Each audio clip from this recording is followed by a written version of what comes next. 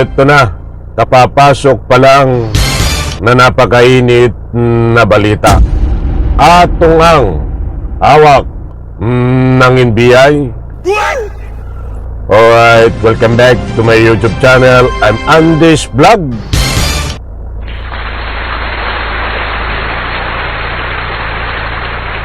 Mga kaibigan, ito ho at may init pa na biglang natuklasan at kumalat ho na balita na ito palang si Atong Ang ay hawak ng NBI. I-like muna natin ang video na ito kung nagustuhan nyo po. Please subscribe my YouTube channel. Unahan ko po kayo, hindi po ito fake news. Mayroon po tayong katibayan at resibo ng isiniwalat na ito. Ang kumpirmasyon ay galing po mismo sa DILG. Sino po ang DILG secretary natin ngayon? Siyempre kay Remulla, John B. Remulla. Bibigyan po natin ng linaw mga kaibigan dahil ilang araw na ho, humigit kumulang 10 araw na nagtatago itong si Atong Ang simula nang lumabas ang arrest warrant tungkol dito sa kaso ng pagkawala ng napakaraming sabongero na di umano ayon sa mga ebidensya ay wala na nga buhay, mga kaibigan. At ito po ang bigyan natin ng highlight dito na kinasangkutan ng NBI. Kung maalala nyo ho, ang NBI ang una na nagsagawa ho, na nagpatupad ng arrest warrant para isilbi sa lahat po ng ari-arian na pag-aari nitong si Atong Ang.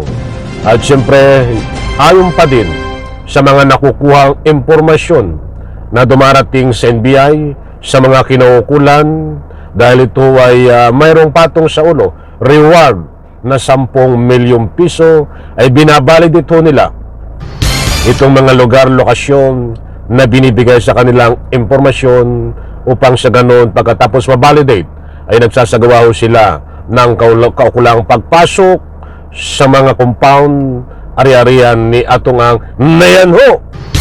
Ngayon, ang sabi nga dito sa balita nito, Atong Ang hawak pala ng NBI.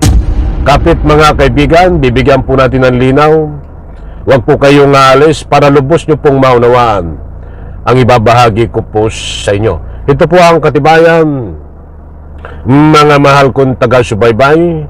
Huwag nyo pong kaligtaan, panoorin, pakinggan ang vlog na ito, ang ibabahagi ko sa inyo. Dahil ito po ang kasagutan, mga kaibigan, dito ho sa kumalat na balita, Atong Ang hawak pala ng NBI. Ito ho. 10 araw matapos ilabas ang arrest warrant laban kay gambling tycoon Charlie Atong Ang, hindi pa rin siya nakikita ng mga otoridad.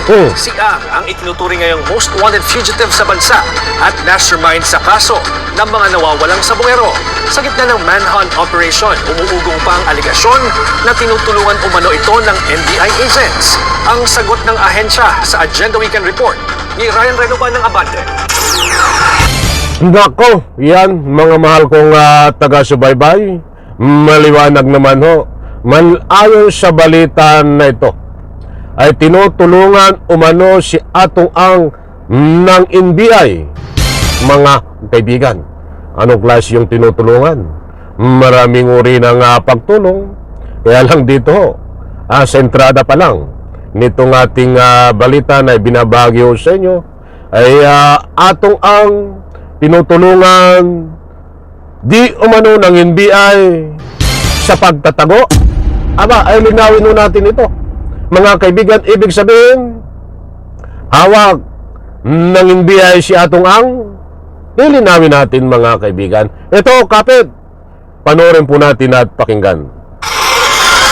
National Bureau of Investigation Director Attorney Lito Magno, si Department of Interior and Local Government Secretary John B. Remulla na pangalanan ng mga umano'y NBI agent na konektado kay Philippines' most wanted fugitive billionaire gaming tycoon Charlie Atong Ang. Ayon kay Attorney Magno, makikipag-ugnayan siya kay Remulla para personal na hingi ng mga pangalan ng mga tauhan ng NBI na sinasabing nagsisilbing bodyguard ni Ang. Ito ay para umano sumailalim sa investigasyon kung mapapatunayang may tauhan ang negosyante sa loob ng ahensya. Pero kung si Magno ang tatanungin, naniniwala siyang walang NBI personnel na tumutulong kay Ang para magtago. Ako personally, I believe right now wala pong ganang mga agents tayo na nag-secure o nag-act as bodyguards kay Mr. Atong. Even before na wala pa siyang Sagot naman ni Magno sa umano'y direktibang huwag isama ang NBI sa malawakang manhunt operation laban kay Ang. Ang warrant of arrest naman is arrest. Nako po, ay heto na nga mga kaibigan, lumalabas ho dito. Hindi ho tayo nagpapakalat ng anumang fake news. Kung nasabi po natin, mga mahal kong taga-subaybay, na itong si Atong Ang ay hawak pala ng NBI di umano. Sapagkat according ho dito sa Bilyonaryo News Channel, ay tinutulungan di umano ng NBI si Atong Ang sa kanyang pagtatago kaya hindi mahuli. Meaning, kung susuriin po natin, ibig sabihin din po niyan, hawak pala ng NBI itong si Atong Ang, pinoproteksyonan para nang sa ganon hindi mahuli at makapagtago. Mga kaibigan, disclaimer lang ho, maraming uri ho ibig sabihin ng hawak ng NBI. Hindi ko po sinabi na hawak o huli na ng NBI itong si Atong Ang. Ang gusto ko pong ipunto dito doon sa sinasabi sa balita na ito na tinutulungan si Atong Ang di umano ng NBI kaya hindi mahuli. Yan po isang maliwanag, ay isang uri ng hawak ng NBI. Ibig sabihin, buti po nung pinapaliwanag ko para hindi kayo ma-misinterpret. Hindi pa ho nahuli si Atong Ang, mga kaibigan, but ito ho ang lumabas na balita. Kaya ayon ho sa lumabas din balita na ito ay hindi isasama na sa paghuli o pagpasok sa mga compound kung ano paman na mga taktika kung sino man ang kinaukulan na naka-assign kay Atong Ang para hulihin, tugisin, hindi na raw di umano asama ang NBI dahil hawak umano ng NBI itong si Atong Ang para magbigay ng anuman lead o proteksyonan para malihis ang isyo at nang sa ganon makapagtago sa kanyang pinagtataguan at hindi mahuli. Ano po ang masasabi nyo, mga mahal kong taga-subaybay? And reaction, kayo ho ba ay naniniwala na itong si Atong Ang hawak o pinoproteksyonan ng NBI kaya hindi mahuli? Ayun ho sa balita na ito. In reaction, mga kaibigan, pwede po kayong magbigay ng anumang public opinion.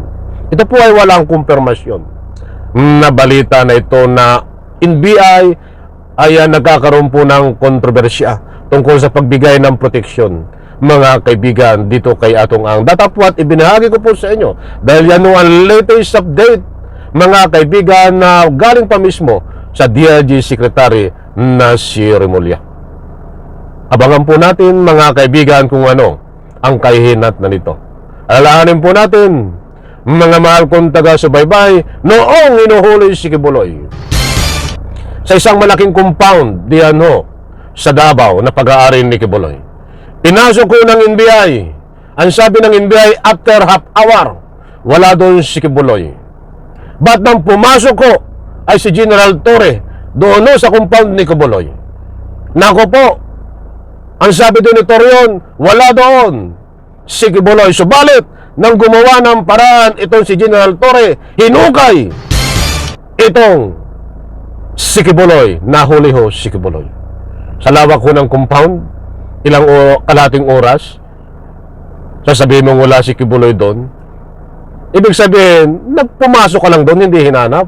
O, ang katibayan, nandiyan si Torre, hinanap, nahuli. Ganyan ho, kaya ko nasabihan sa ari-arian nitong si Atong Ang pinasok ko ng NBI. Ilang NBI ho ang pumasok?